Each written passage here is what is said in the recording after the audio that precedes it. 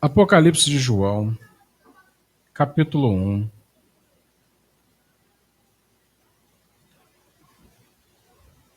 Nós vamos ler dos versículos 4 a 8.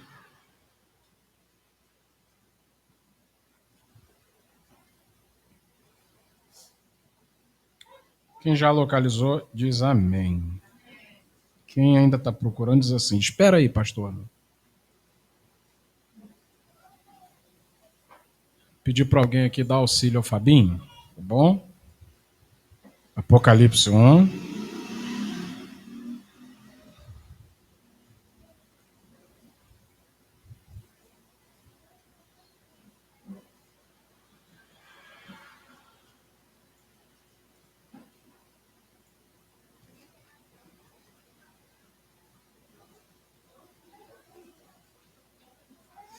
Gente, essa semana eu estive falando com a irmã Nila por telefone, tá? Ela está bem, mas daquele processo ajudando a irmã Cléia na recuperação, tá? Aí seria bom, minhas queridas, as irmãs aí que gostam de auxiliar nessa parte, da gente agendar um dia na semana sem falta para a gente ir lá fazer uma visita, tá bom? A gente fazer uma visita à irmã Enila aqui, né? Pois não.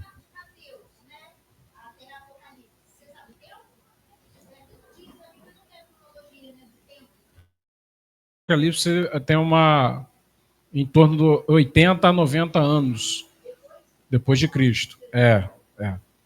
Tá? O último apóstolo a morrer foi o apóstolo João. E ele foi o único que morreu de causas naturais. O restante todo foi martirizado. Morreu por morte violenta.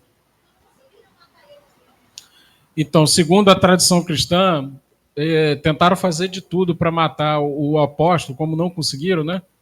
Aí prenderam ele na ilha de Patmos. Tá? Aí tem umas histórias assim que é da tradição. Quem era um discípulo dele, que agora eu esqueci o nome do discípulo, dizia que até em óleo fervente jogaram o homem e não conseguiram matar o homem. E aí ficaram com medo dele, falaram assim, é melhor então isolar esse camarada aí. Aí botaram ele na ilha de Patmos e lá ele ficou, onde ele inclusive teve as revelações que geraram o livro do Apocalipse. Nós vamos ler agora, tá bom? Vamos fazer a leitura do texto? Amém?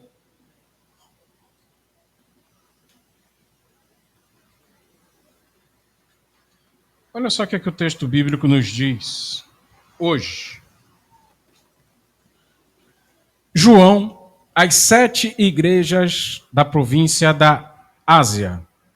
A vocês, graça e paz da parte daquele que é, que era e que há de vir, dos 7 espíritos que estão diante do seu trono e de Jesus Cristo, que é a testemunha fiel.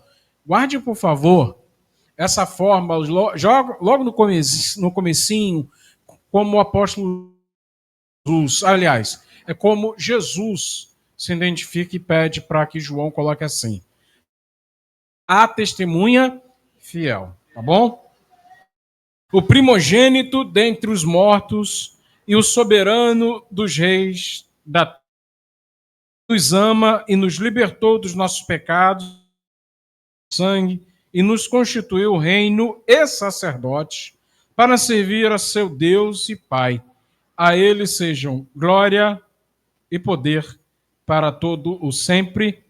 Amém. Eis que ele vem com as nuvens e todo olho o verá, até mesmo aqueles que o transpassaram, e todos os povos da terra se lamentarão por causa dele. Assim será. Amém. Eu sou o Alfa e o Ômega, diz o Senhor Deus. O que é, o que era e o que há de vir, o Todo-Poderoso. Vamos orar?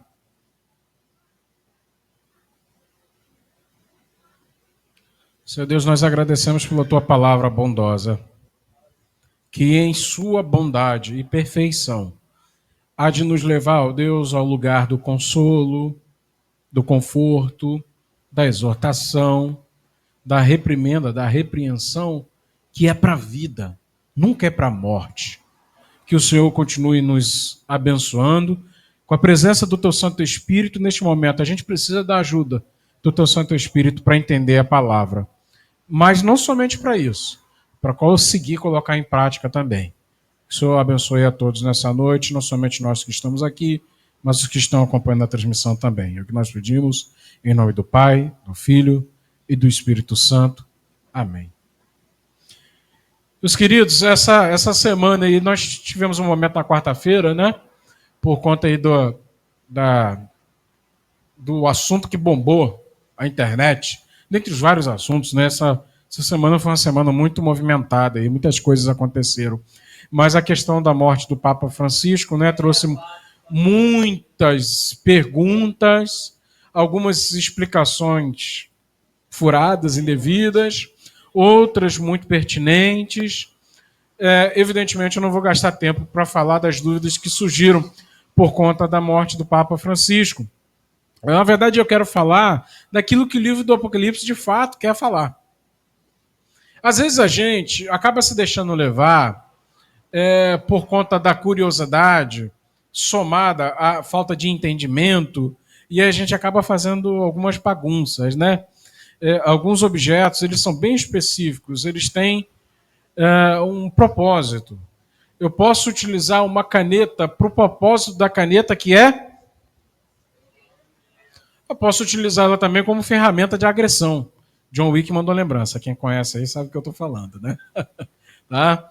Posso utilizar a caneta para ferir e matar alguém. Tá bom? Eu posso utilizar, por exemplo, uma chave de fenda, tá? Para cumprir com o propósito dela. Ou posso utilizar a chave de fenda para algo que não é ruim. Como, por exemplo, servir de calço para uma porta que está um pouco defeituosa. Não é ruim, não estou machucando ninguém. Mas é o propósito da chave de fenda? Servir de calço para uma porta defeituosa? Não. Certo? Da mesma forma, o trato com a palavra de Deus, a gente precisa entender qual que é o propósito da palavra de Deus. Eu posso utilizar ela para um propósito que de repente não é tão ruim, mas ela não vai estar cumprindo com o propósito dela. Ou posso utilizar de forma errada e acabar ferindo alguém. Trazendo confusão, atrapalhando a vida das pessoas. E, infelizmente, a gente tem muita gente no mundo atrapalhando a vida dos outros. Não vamos ser assim. Amém, Aninha? Vão ser as pessoas que ajudam, não as que atrapalham. O livro do Apocalipse, ele traz algumas mensagens. Eu já vou passar de bate-pronto, que toda vez que você for ler o livro do Apocalipse, se você guardar isso, você nunca mais vai ter essas dúvidas que normalmente as pessoas têm em redes sociais quando lê o livro do Apocalipse e ficam confusas e assustadas até. Presta atenção. O livro do Apocalipse quer nos ensinar o quê? Que Cristo venceu a morte. E que a nova criação já começou. O livro do Apocalipse ele começa falando a respeito daquele que é, que há e que há de vir. Ou seja, ele não é um fantasminha da força. Ele vive. E tem outra. Ele está no controle da história. Em determinado momento, aqui na passagem que nós lemos, fala que ele é o Todo-Poderoso. Já encerra assim, na verdade. O último versículo falou isso. Ele é o Todo-Poderoso. Todo poder e toda autoridade está nas mãos de Jesus. Tá? Em outro determinado momento, enquanto a gente lia, fala que ele é o soberano. Está acima de todos os reis. E isso me deixa em paz. Quando muitas vezes meu coração quer guerra, porque eu vejo aqueles que são, teoricamente, os poderosos da terra, fazendo um monte de coisa, atrapalhando a vida de todo mundo, roubando, atrapalhando a vida das pessoas, gerando aí dificuldades não somente financeiras, mas estruturais também, dificuldades sociais. Eles têm um controle que é momentâneo, mas Cristo tem um controle total da história. E isso me traz paz no coração. Então o livro do Apocalipse ele não é um livro que é para trazer medo, é botar medo nas criancinhas, não é isso. Do tipo assim, olha, não vai me obedecer não? Lembra do livro do Apocalipse? Cuidado, hein? Olha a besta, olha o dragão. Não, não é para fazer isso. Botar terror em ninguém. É um livro para trazer esperança. É uma carta de um pastor que está distante das suas ovelhas. A gente começou agora aqui com a pergunta da Juliana, falando um pouco da vida, né? E a questão do desfecho da morte do apóstolo João. O que é o apóstolo João? É um pastor, a última grande referência da igreja, que está privado do contato com as ovelhas da igreja Porque ele foi preso por causa da testemunha pelo evangelho.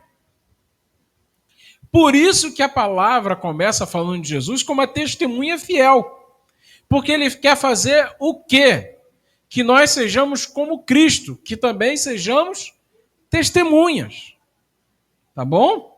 Com base nisso, tá? Tem algumas informações que eu gostaria de compartilhar com vocês, tá? E hoje eu vou ser bem direto mesmo, vocês vão ficar até surpresos, tá bom? O texto fala que nós fomos libertos. Libertos do quê e para quê? O texto fala que nós fomos libertos do pecado. Nós aprendemos aqui historicamente que pecado é tudo aquilo que traz consequência. Que tipo de consequência? É consequência ruim. É aquilo que vai trazer ruptura nos relacionamentos. É aquilo que vai trazer tragédia. Quando Deus, por exemplo, nos chama para a santidade, o que é a santidade? Eu já ensinei essa analogia aqui para vocês. O médico, o cirurgião, não pode entrar no centro cirúrgico com as mãos sujas, contaminadas. Porque, apesar de estar ali na boa intenção, tentando salvar a vida do paciente, se ele tiver as mãos impuras, sujas, ele vai salvar a vida do paciente ou vai condenar a vida do paciente? Vai condenar. O pecado é isso. O pecado é essa condição de impureza, porque às vezes na boa intenção a gente acaba semeando morte na vida das pessoas. Morte que não precisa ser física, pode ser relacional, pode ser espiritual. As três, inclusive, estão ligadas. Eu já falei para vocês aqui de algumas síndromes. Eu paro para pensar bastante nisso porque eu sou pai. E eu estou aprendendo a ser pai. E aí eu fico muito preocupado de repente, eu acabar atrapalhando a vida do meu filho. Aí uma das coisas, síndromes que eu já compartilhei com vocês aqui, é a síndrome da mãe de Miss. Tá? Tentando se realizar na vida do filho. Vai dar ruim. Deixa o menino, a menina, crescer, aprender, seja como um pai ou a mãe precisa ser. Alguém que está disposto a servir, não para buscar satisfação na vida do filho. Porque se você fizer isso, você vai jogar um peso absurdo na vida do seu filho, de sua filha, e eles vão crescer tolhidos, limitados, vão se tornar adultos problemáticos. Não façam isso. Ciúme num relacionamento. Você vai dizer que não ama a pessoa que você, de repente, nutre o sentimento de ciúme? Provavelmente. Mas por causa do pecado, ele distorce o sentimento de amor e aí você já começa a nutrir o quê? Ciúme. E aí o efeito é o quê? O mesmo do médico que chega no centro cirúrgico com as mãos impuras. Não vai salvar, vai condenar. Então nós somos libertos do pecado. Para quê?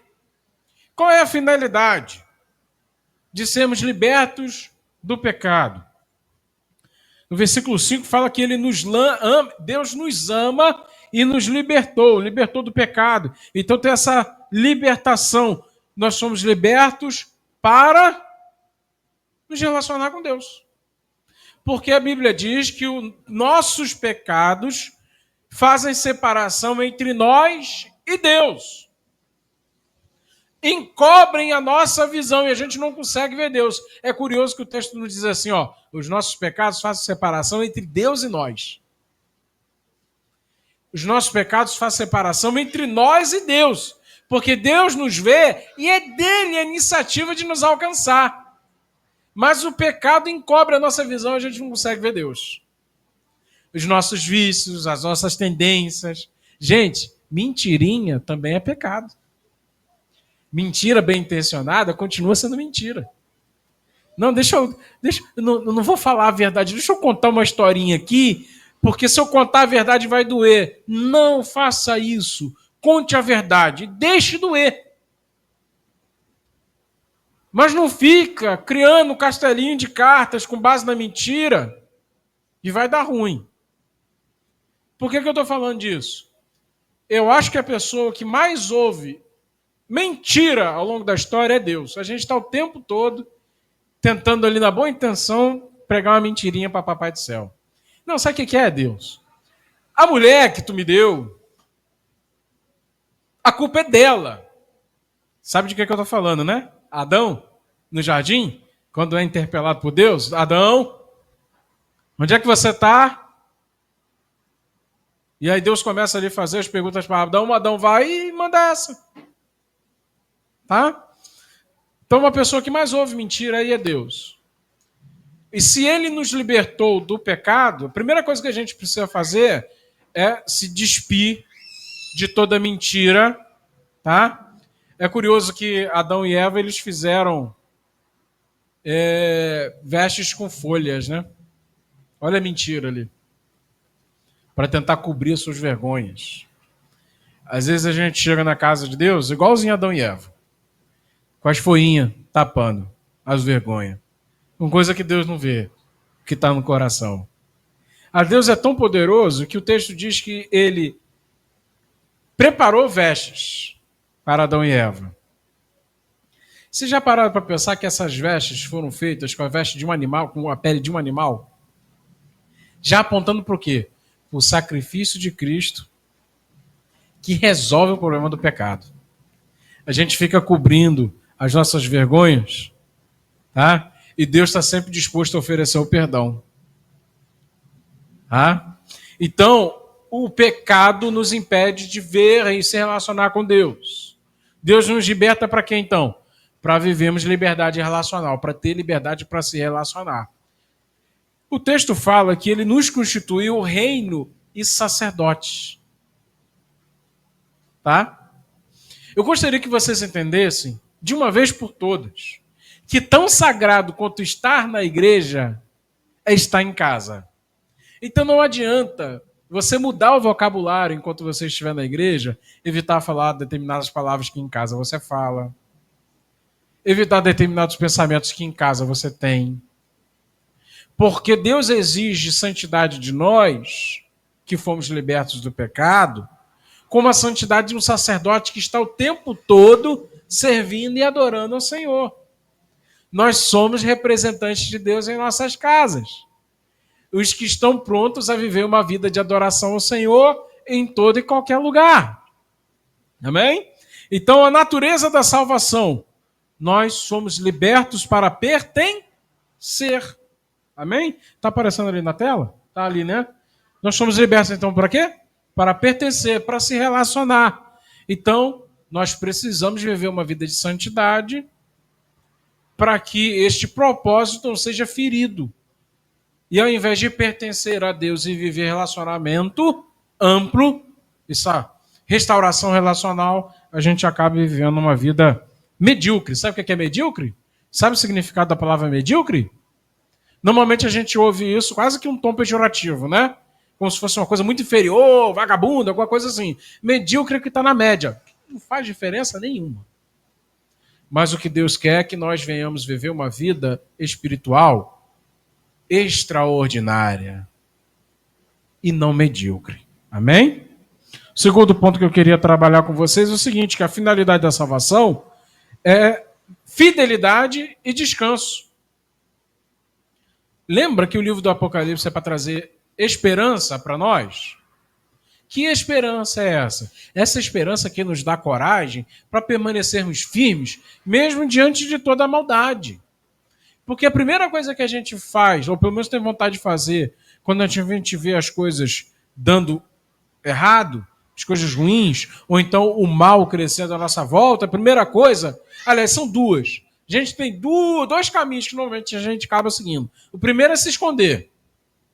Não, deixa eu ficar aqui na minha. O bicho está pegando aí fora. Eu não quero saber, não. Eu vou ficar aqui escondidinho. E a segunda? Eu vou então seguir a maré. Sabe? E eu vou fazer exatamente como eles estão fazendo, porque eles não vão pegar no meu pé. O que eu estou querendo falar?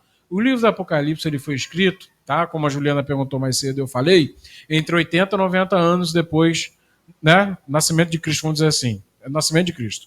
Ano 90 a DC, depois do nascimento de Cristo, tá bom? O nascimento de Cristo é o marco zero, tá? E aí, o que está acontecendo com a igreja? A igreja está sendo perseguida. Qual que é o indício disso? O apóstolo João que está preso. E tem mais gente que não somente foi preso, mas foi morto. Tá? Imagina nessa situação. Você vem aqui domingo, às vezes quarta-feira, e a gente participa assim do momento de comunhão, busca o Senhor, pede a Deus paz, entrega tudo na mão dele, aí vai para casa em paz. Vamos imaginar que segunda de manhã sai um decreto, está proibido agora ser cristão. E quem continuar se reunindo e adorando esse tal de Jesus vai ser preso. E se for reincidente, vai ser morto, é pena capital. O que você faz? Você se esconde? Você nega a sua fé para viver com uma galera aí? Não, não sou mais não, não sou mais não. Qual que é o Deus que a gente tem que adorar então? É o presidente? Quem é que a gente tem que adorar? Fala aí. Eu só não quero morrer. O que eu tenho que fazer? Esse é o grande dilema que os primeiros cristãos que receberam o livro do Apocalipse em suas mãos estavam vivendo. E aí a gente precisa fazer uma escolha. Porque a finalidade da salvação é que sejamos fiéis a Deus, mas também que venhamos descansar. Abrir mão da ansiedade, do medo. Porque o texto diz que Cristo reina, Ele é o soberano, Ele é o todo-poderoso, Ele é o alfa e o ômega. Aquele que era, que é e que há de vir. Já pararam para pensar que a expressão não é assim, ó, presta atenção. É, era e que será. Aliás, era, é e será. Não está falando disso. Há de vir. Porque ele está para além do tempo e ele tem um compromisso conosco. Qual é o compromisso desse que é eterno? Ele há de nos livrar de todo o mal. E o mal tem um tempo certo para deixar de existir. Quando Cristo vier e plenamente reinar neste plano, tá? Renovado, restaurado, acabou a maldade. Não existe então nada a tememos. Ele vem com as nuvens. Devemos então ter o quê? Certeza do retorno de Cristo. Nós estamos aí entre a ressurreição e a volta. Nesse período, o que é exigido de nós? Que venhamos viver então de maneira fiel e em paz, no descanso ativo, que não é o descanso de quem está deitado na rede, tomando água de coco. Tá? Não é como as 5 virgens imprudentes que esqueceram de ter óleo em suas lâmpadas, mas como as outras 5 virgens prudentes que aguardavam a volta do noivo com as vasilhas cheias. Amém? Ele é o alfa e o ômega, a história está nas mãos dele. Tá? Vamos viver então, buscar de Deus essa confiança, porque ele já venceu. Tá bom? Nós somos chamados a ter essa resposta à salvação. Cristo nos salvou, a salvação é de graça, mas nós precisamos corresponder a essa salvação. Tá? Mesmo diante do caos, nós somos chamados a viver o nosso discipulado. Eu agradeço a Deus porque Ele tem trazido ao meu coração a consciência de que eu ainda preciso aprender muito da parte dEle. E eu não quero perder um dia sequer nessa oportunidade de discipulado. Toda manhã eu quero estar aberto, disposto, disponível a aprender mais do Senhor, para que a graça e paz preencha o meu coração, mesmo em meio às crises, tá? Para que eu seja essa testemunha fiel como Cristo é, a testemunha fiel para persistir, para perseverar, tá? Para seguir o Cordeiro onde quer que ele vá. Eu vou pedir para vocês abrirem rapidinho, para a gente encerrar com a leitura desse versículo. Apocalipse também, só que no capítulo 14, versículo 4. Apocalipse 14, versículo 4.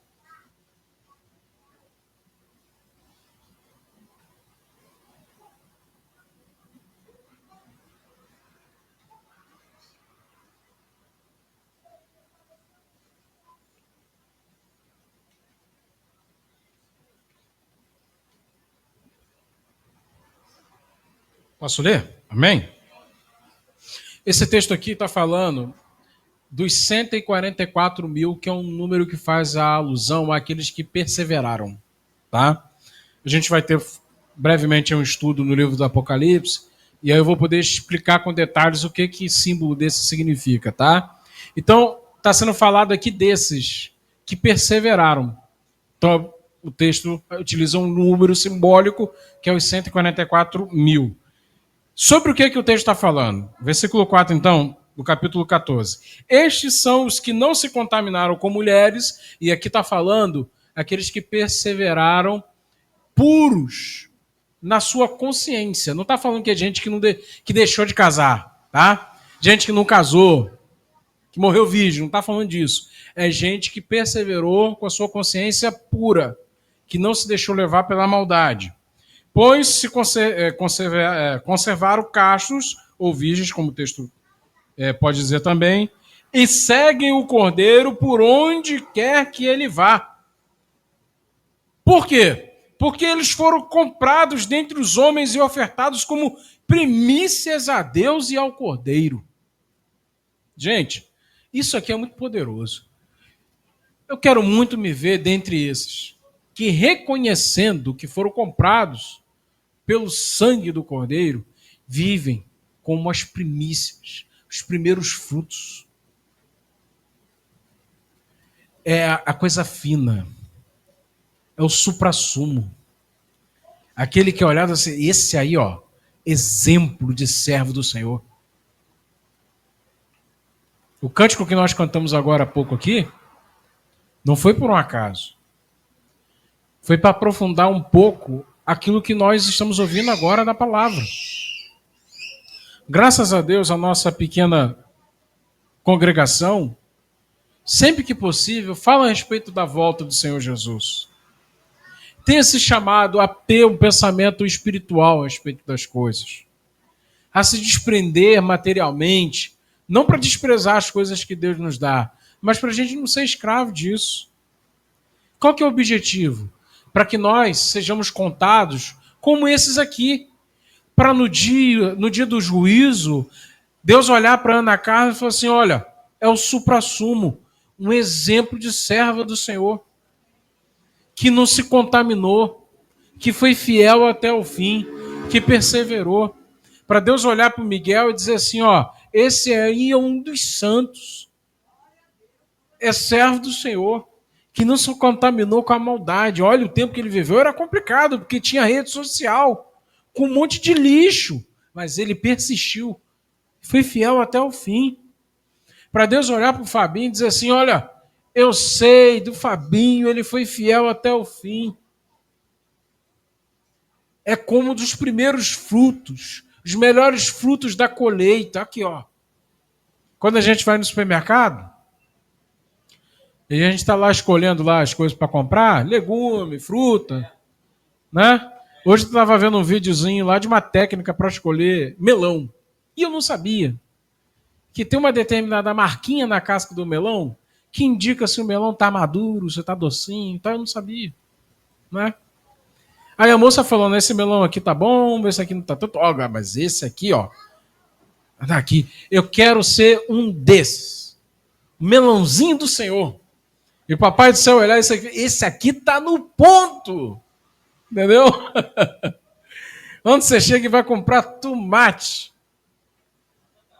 Que tristeza que dá quando chega no supermercado aquele tomate, né? Não vou falar a marca não, que eu posso ser processado no supermercado, né? Mas a gente chega ali e vê aquele tomate todo murcho, todo caído e tal, dá uma tristeza. Agora, quando chega e vê aquele tomate, ponto, né? Eu quero profundamente que Deus tenha esse sentimento em relação a mim, para no dia do juízo eu ser contado como esses. Os primeiros frutos, o que há de melhor. E eu quero convidar vocês a viver esse mesmo desafio. Amém?